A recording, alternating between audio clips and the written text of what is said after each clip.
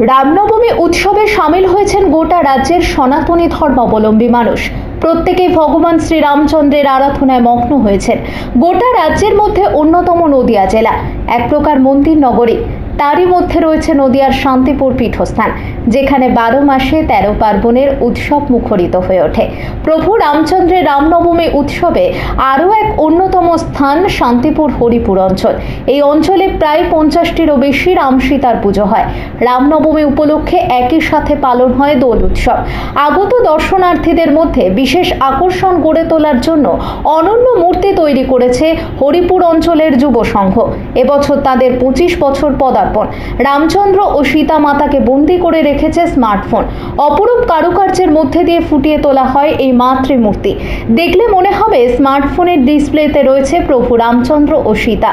মৃৎশিল্পীর হাতের নিপুণ কাজে এই চিত্রপট ফুটিয়ে তোলা হয়েছে। বিশেষ করে এই মাতৃমূর্তি নজর কেড়েছে দর্শনার্থীদের। তবে হরিপুরের রামনবমী উৎসব শুধু নদিয়া নয়, বিভিন্ন প্রান্ত থেকে অসংখ্য দর্শনার্থী এসে সামিল হন এই উৎসবে। বিশেষ করে অন্যতম আকর্ষণ শোভাযাত্রায় রবিবার থেকেই ঢল নেমেছে দর্শনার্থীদের। আর অপ্রীতিকর ঘটনা যাতে কোনো রকম না ঘটে সেই দিকে নজর দেওয়ার জন্য পুলিশের বিশেষ নিরাপত্তা রয়েছে গোটা হরিপুরের বিস্তীর্ণ অঞ্চল জুড়ে। নদিয়া থেকে জগন্নাথ মণ্ডলের রিপোর্ট। আপনারা দেখছেন সানবি নিউজ বাংলা, মানুষের পাশে মানুষের সাথে। চ্যানেলটা ভালো লাগলে সাবস্ক্রাইব করে সঙ্গে থাকুন সবার আগে খবর দেখার জন্য। হরিপুর অঞ্চলের যে পুজো আপনারা করছেন, সেই পুজোর মধ্যে দিয়ে যে রামনবমী উৎসব, তার মধ্যে একটা দোল উৎসব আপনারা পালন করে থাকেন।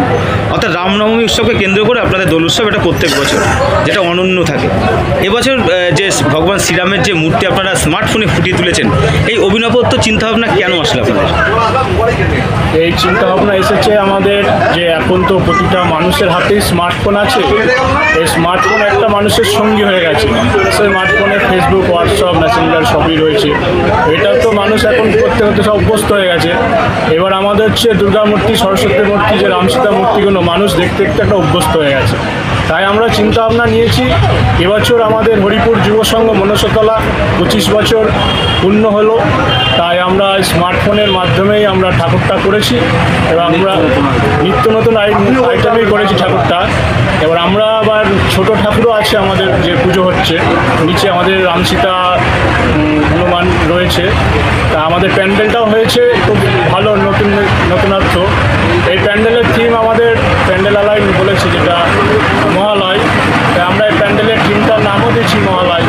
তাই আমি কোথায় এত সুন্দর রাম সীতা দোল উৎসব হয় কিনা জানি না, কিন্তু হরিপুর যুব সংঘ ক্লাবে বড় প্যান্ডেল হয়, আমাদের শোভাযাত্রা হয় না। কিন্তু আমাদের হরিপুরে 32-34টা পুজো হয়, যেখানে প্রত্যেকটা ঠাকুর কিন্তু খুব সুন্দর হয়।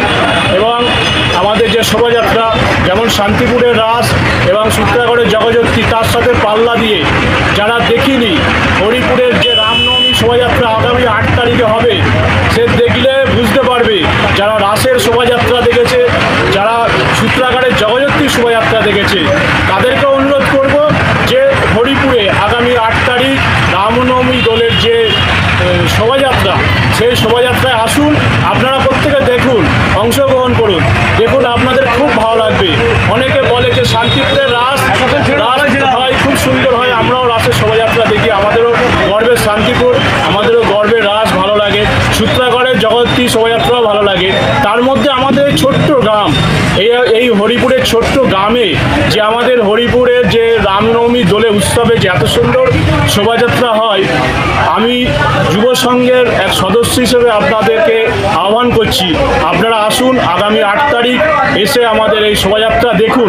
এবং আমাদের যে 32-34টা টোটাল পুজো হয়, প্রত্যেক ঠাকুর মণ্ডপ খুব সুন্দর, প্রত্যেক প্রতিমাও খুব সুন্দর। আপনারা আসুন, এসে দেখুন, খুব ভালো লাগবে। আপনার নাম?